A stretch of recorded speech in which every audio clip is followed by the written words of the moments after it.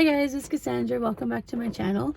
I am actually just waiting in my car. If you hear raindrops, this is what it looks like. I'm going to show you right now. It's all raining and gross. But yeah, I'm just waiting in my car right now up the hill from the hospital because I had to bring my real mom, my biological mom, to the hospital because she has a really bad infection on her foot. And so over the summer, like, she had to go down almost every single day to get IV treatments to fight off the infection. And so right now she's down there again, like, talking to the doctor to see what's going to happen now, because apparently, because she's been on it so much and she's not supposed to be on it, but she lives by herself, and it's a lot harder for her to do things, like not be able to not do things. So because of her being on her foot, it's not healing properly and it's not healing fast enough. So I guess today we'll find out whether she has to go back on treatments or not. And so that's been pretty harsh. Like, it was like literally all of August. Like at the end of July, I had to take her to the hospital because her foot swelled up and she was really bad. And plus she's a diabetic too. And so she just was not doing good. Like, she was so pale.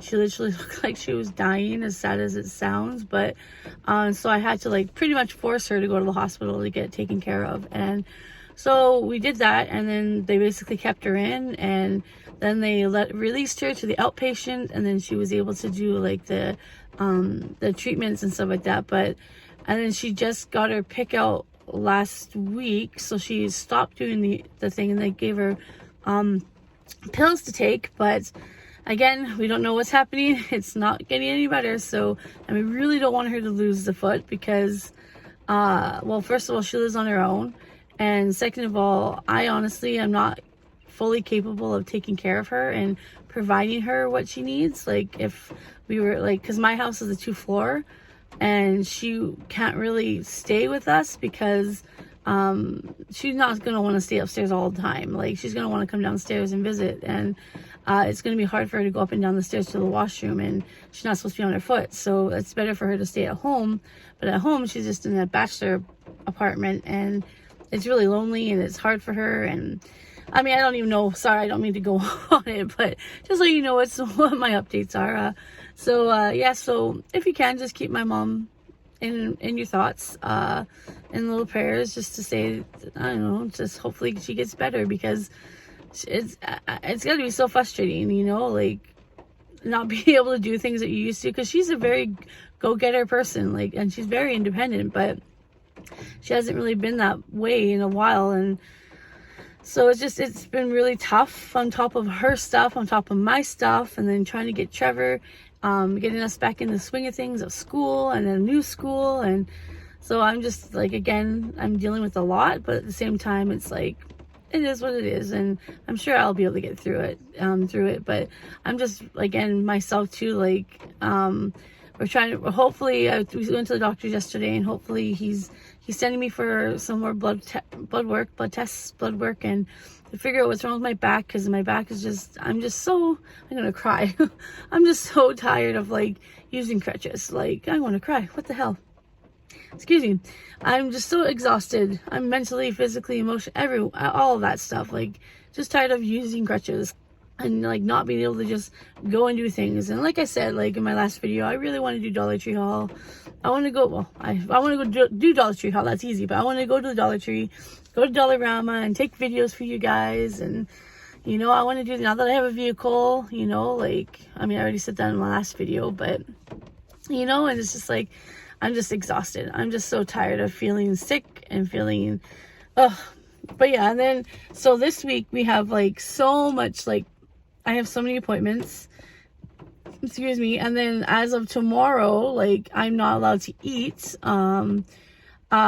because I have my colonoscopy on Thursday at 2. Well, I have to go to the hospital at 2, but then I'm going to be, like, sedated and knocked out for, like, whatever it is, for however long the procedure takes. And so from tomorrow, pretty much at 10, I can't eat anything, and I gotta take the things, and everyone's warned me that I have to stay by the bathroom, and it's just like, my whole life revolves around the washroom because of my stomach problems and my bowel problems, and it's just like, so I'm not looking forward to that. Like tomorrow, I already told Trevor that like I can drive him to school, but he's gonna have to like take a bus home, which is gonna be very scary because he's only ever taken like the public bus when he was in grade 5. So that was like a couple of years ago. He's in grade 9 now, and but it was literally was like, actually his school is just up, his old school is just up the hill, and it literally is like a 5-minute bus ride. So it's right around the corner, and then my house is there, right? Whereas this one is like all the way downtown, like at the SkyTrain station, and it's just like, it's far, so I'm kind of nervous because I don't want him to go. Like I don't want, like, we have a vehicle, I shouldn't have to like make him do that. Like plus, like, I mean, where we live, like our city is not that bad, but I'm just scared. Like my 14-year-old, I don't want him to go by himself. But and so tomorrow night he's probably gonna have to take a bus home, because like my doctor even said yesterday, and even the pharmacist that was sending me out my stuff said that I will have to be by the washroom for sure. I was like, oh crap. And then even on Thursday too, like I'm hoping I can drive him to school. If not, I can take the bus. And definitely on Thursday he has to take the bus home, because I'll be in the hospital. So like that's just no question there. Like and so I'm kind of, I mean it's funny is that I'm not really nervous about doing the procedure, because I mean people who have problems have to do it, and that's not a problem. I'm actually really excited, just because I'm hoping, because like I said in my last video that like, actually I didn't, I think it was a comment that I responded back to, but it's been like this whole year we've been trying to figure out what's wrong with me. And so like I did blood work in January and April, I think it was. Well, January it was really high, and my doctor was just like, are you sick? Like, do you think you have COVID? I was like, no, like I am not, I haven't been sick in over a year, and knock on wood. And he was just like, well, your body's fighting something. He's like, are you sure you're not sick? I was like, no, like I feel fine. Like there's nothing wrong with me. Like I don't feel sick, but I mean, I'm tired, but that's about it. And then so he put me on some meds to see if we can fight whatever I'm fighting. And I guess it didn't work, because in April I went again, and it said that again my palate and my blood count, my white blood count, I don't know, everything was high. Like it was like a 16 or something like that, and the other one was like over 500. And I don't know, I'm not a medical person, I don't know, but I just know that what I read. And he was just like, again, like you're still fighting an infection, like what is wrong? Let's find out. And so I had to do a nice little sample, and that was like odd. I've never had to do that before. And sure enough, after that sample, it came back and it said that it was confirmed that I have IBD, which is inflammatory bowel disease. And so again, with that, there's two kinds. It's Crohn's or colitis, and we didn't really know. And then we did more tests, and then they pretty much he's determined that it's Crohn's, like I said in the last video. But this one is definitely going to give more of a in-depth, the procedure is going to give it more in-depth to figure out what kind of Crohn's this is, because I didn't even know that there's like 5 different kinds of Crohn's. And the one that I think I have is the one that like I get cramps and I get pains and stuff like that, but it's like I have to run to the washroom after everything, like anything. I could drink water, and if my stomach's upset, bam, I'm in the washroom. Like it's so messed up. And so I'm like, I'm not the one that's like certain things like make me throw up. Like I'm always either in the washroom when I get cramps, and if I eat something wrong, I get cramps, and so it's just like and so I mean, it was confirmed that it's IBD, that's for sure, but now we just gotta figure out what it is. And it would be nice to get on a treatment plan, because then I could finally like at least have some relief. Because I've honestly, like, because when we were talking, my doctor and I was trying to recall, like, honestly, my first experience like with pain or like not feeling good, like it's been happening since I was like about 12. Like ever since like I was little, I can remember like not wanting to go out to eat because I didn't know if I was gonna have to go to the washroom right away. And if I did, like I literally, if we went out to eat, I would have to like plan like what we're doing and have to find out, and my whole life has been like that. Like I've literally had to live my whole life with that. Like, if I'm out at someone's house, if I'm staying there, that's fine. But if I'm just visiting and leaving, I usually won't eat because I will have to go to the washroom or I'll be in pain, and I can't do it. So it just sucks. Like, you know, like I said, I've been dealing with this since I was like, my earliest memories when I was 12. And I mean, maybe it's a little bit TMI, but I'll tell you the story. Like, that was my first incident, was when I was 12. We were at Spaghetti Factory, which is like a restaurant in Canada, and we were there and we ate, and I don't remember what I ate, but I know that I ate something because after that, my family, like for my cousin's birthday, we wanted to go down to the pier to go walk around. And so we did that, and then all of a sudden, like about 20 minutes later, it hit me. And I remember with my aunt trying to run into like every like apartment buildings down there, ringing doorbells just to see if I can use the washroom. And nobody opened it to me, even though I was only 12, you know, like nobody did. And then I ended up, you know, messing myself. And it was embarrassing because all my family was there and all my cousins, and they, I mean, I don't know if they remember. I know that a couple of them remember, but they don't really remember, thank God. But it was just traumatizing for me. Like, that was my first incident, and I was just like, what the hell? And then after that, it's like everything, my whole teenage years, like I was in the church program, and I was in like I used to go to this I used to be the what do you call it, singer on the worship team at my church. And so after church, we would like, the person that works there would take us out, and I would always, again, like if we were staying at the church for pizza, that was great because then at least I'll be by a washroom. But if we went out to a restaurant, oh man, like I had the time when I got home, whether if we were going out after eating, I couldn't go. Like if they're gonna go to eat and then they're gonna go to a park, there was no way I could go, you know, like.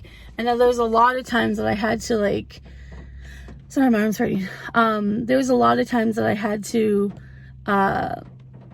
do all that, and it just and it got frustrating. And even as an adult, it's frustrating. And anyways, yes, that's my story. And so I just thought I'd share that because this is like a whole new journey that I'm on, because finally I feel like my doctors finally listening to me. I've been with my doctor since I was a teenager, but I don't think he even, actually, let's backtrack. Like in April, I think it was, after my second blood work, and then when he finally like just like they decided that it was Crohn's, he like felt so sorry. Like, and for my, I know doctors sometimes say sorry, but a lot of times don't admit when they're wrong.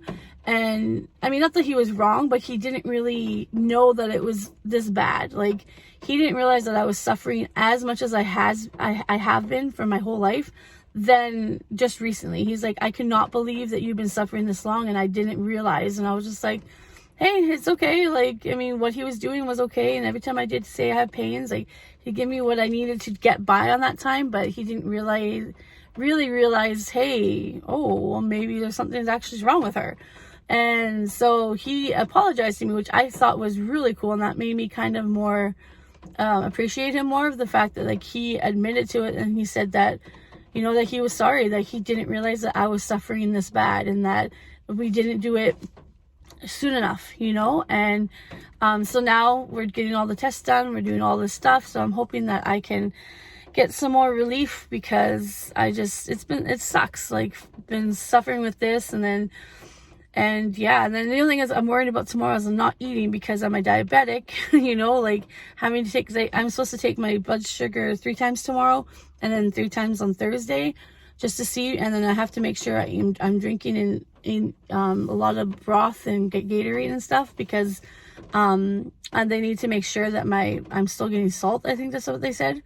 So it's just like, oh, so it just sucks, because I mean, diabetic, obviously I have to eat, and I have to eat at certain times. It's just like, and so I don't know, but you know, that's just my story. Hopefully we'll figure everything out. I'm doing blood tests on Saturday, after all my stuff done, so that way we could figure out what's wrong with my back, because I think they're like, we're thinking that my back problems have to do with my Crohn's, and there's a certain thing, I don't know what it is called, AS or something like that, I don't know what it is, but it has to do with my lower back. And I brought it up to him and I was like, could that be it? Like, why I've been suffering for the last 3 years and why I can't walk because I have Crohn's, and we didn't know that, you know. And it's pretty crazy. But yeah, well, I've already been talking for like 15 minutes. I'm not sure if I'm going to edit it. I might edit a little bit, but I don't know. We'll decide. But I have to go. I have to go visit the porcelain throne. Yep. So I have to get my mom and then go home. But yeah, thanks guys for listening. I will keep you an update if I can. Maybe I'll start doing little vlogs after I drop Trevor off from school. I don't know, just little talks here and there. And if you find it interesting, like, and if you have any, like, if you or yourself or you know someone who is suffering with IBD or Crohn's or even colitis, I don't know, like anything like that, if you have like suggestions on what I can do, like just to like temporarily relieve myself until I get on a treatment plan, that would be great, because I don't know, like I don't know what else to do. And like still, like the, what do you call it, the diarrhea pills don't really work for me. And I don't know, like if you have any suggestions on what I can do, what I can eat that won't upset my stomach, that would be great. I'd be greatly appreciated. But yeah, I look forward to seeing you guys in my next video, and have a great day, even though it's yucky out. Blah! All right. Thanks, guys. Love you. Bye.